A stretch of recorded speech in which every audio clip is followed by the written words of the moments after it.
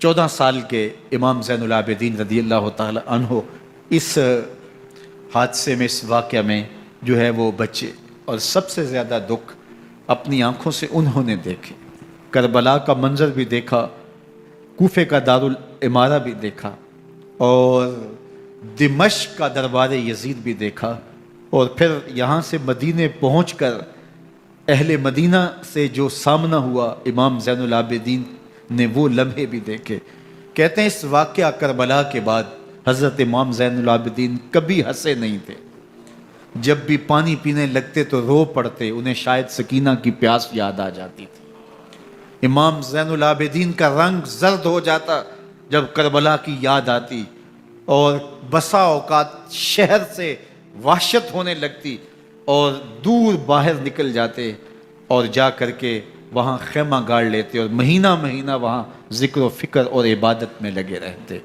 امام زین العابدین کے ہاتھوں میں ہتھ کڑیاں، پاؤں میں زنجیریں، اور اونٹ پہ باندھ کر کے جب حضرت امام زین العابدین کو شہیدوں کی لاشوں کے قریب سے گزارا گیا تو غشی پہ غشی طاری ہو رہی تھی امام زین العابدین پہ، اور وہ گھڑیاں بھی امام زین العابدین پر کتنی دردناک تھیں کہ جب شہزادیاں اونٹوں کے ساتھ باندھی گئی تھی اور امام زین العابدین اپنے بابا کا سر اپنے سامنے چلتا ہوا دیکھتے تھے، اور یہ دردناک لمحے کہ جب رات کی گھڑی آئی تو زینب سلام اللہ علیہ نے دیکھا کہ زین العابدین کے آنسو نہیں تھمتے اور ان کو غشی پہ غشی آتی ہے، تو وہ آگے بڑھ کے ان کو اپنی آغوش میں سمیٹتی ہیں اور کہا زین العابدین کیا ہوا؟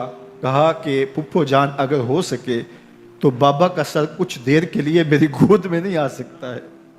وہ وقت بھی امام زین العابدین پہ آتا ہے جب زخم اور درد اور دکھ حد سے تجاوز کرتے ہیں تو زین العابدین مدینہ کی طرف منہ کر لیتے ہیں اور حضور کی بارگاہ میں ہوا کے ہاتھوں پیغام بھیجتے ہیں، ان نلت یا ریح الصبا یومن الی ارض الحرم بلغ سلامی روزتن فیہا النبی المحترم یا رحمتا للعالمین ادرک لزین العابدین محبوس عید الظالمی فی الموکب والمزدحم۔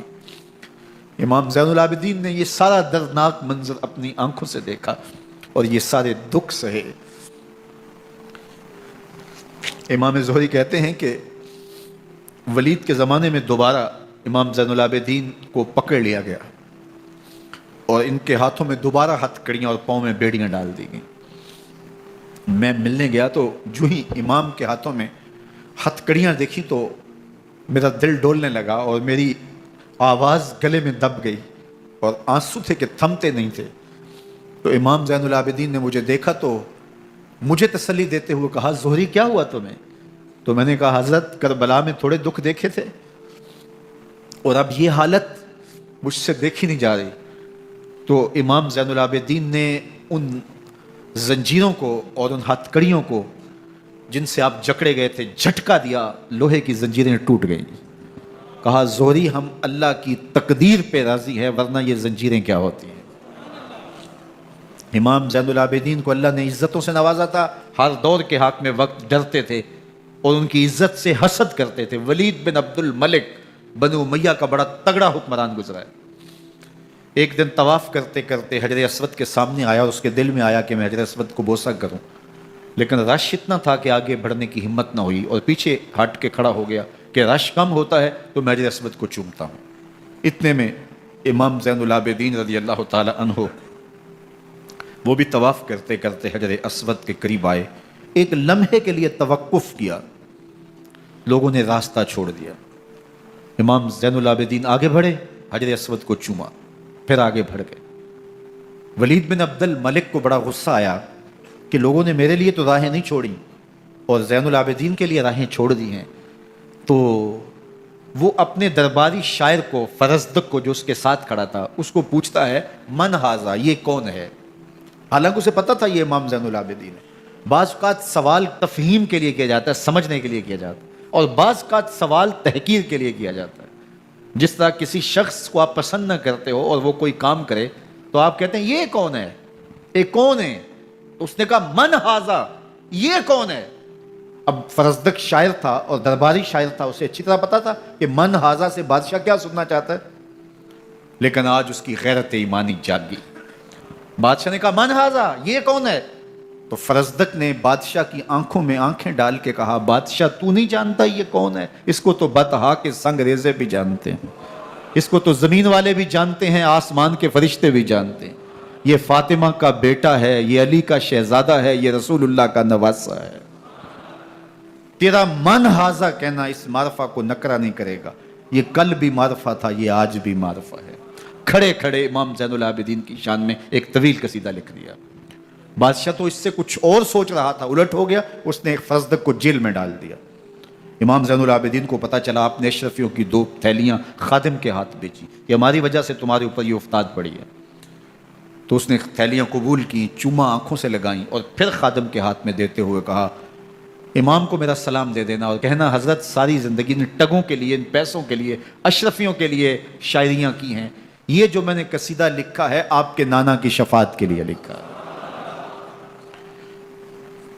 جو دلوں کو فتح کر لے وہی فاتح زمانہ۔ امام حسین کو تو شہید کر دیا گیا، نہ صرف انہیں شہید کیا گیا، سر کاٹے گئے، نیزوں کی نوک پہ چڑھائے گئے، لاشوں پہ گھوڑے دوڑائے گئے۔ کیا کیا ظلم تھا، کیا کیا جبر تھا جو روا نہیں رکھا گیا، پیاسا رکھا گیا، بھوکا رکھا گیا، 6 ماہ کے بچے بھی نہیں چھوڑے گئے۔ امام حسین جب حضرت علی اصغر کو اپنے ہاتھوں پہ اٹھا کے فرات کے کنارے جا کھڑے ہوئے تو آپ نے اشقیاء سے مخاطب ہو کے کہا کہ تمہاری لڑائی تو مجھ سے ہے، اس 6 ماہ کے بچے نے تمہارا کچھ نہیں بگاڑا۔ چلو سے پانی بھرا تاکہ اصغر کا حلق تر ہو جائے، تو پانی ابھی حلق تک نہیں پہنچا، 2 شاخہ سنسناتا ہوا تیر آیا اور علی اصغر کا گلا چیر گیا۔ اور کہتے ہیں وہ جو تیر تھا جو حضرت علی اصغر کا گلا چیر کے آگے گزرتا ہے، وہ تیر تھا جو جانوروں کو مارنے کے لیے استعمال کیا جاتا ہے۔ گردن لٹک جاتی ہے، خون بہنے لگتا ہے۔ امام حسین اس خون کو آسمان کی طرف اچھال کے کہتے ہیں مالک حسین کی یہ قربانی بھی قبول فرما لے۔ نسل مٹا دی گئی، شہید کر دیے گئے، گھوڑے دوڑائے گئے، سادات کرام عصمت شعار پیغمبر زادیوں کو اونٹوں پہ بٹھایا گیا، رسیوں سے جکڑا گیا، چادریں چھیننے کی کوشش کی گئی، کیا کچھ نہیں ہوا۔ تاریخ دردناک ہے، اور یہ پیغمبر کے ماننے والوں نے، کلمہ پڑھنے والوں نے یہ سب کچھ کیا۔ بے مروت بے وفا تیرا بھی کیا افسانہ ہے، جس نے اپنی ہی شمع کو گل کیا تو وہ پروانہ ہے۔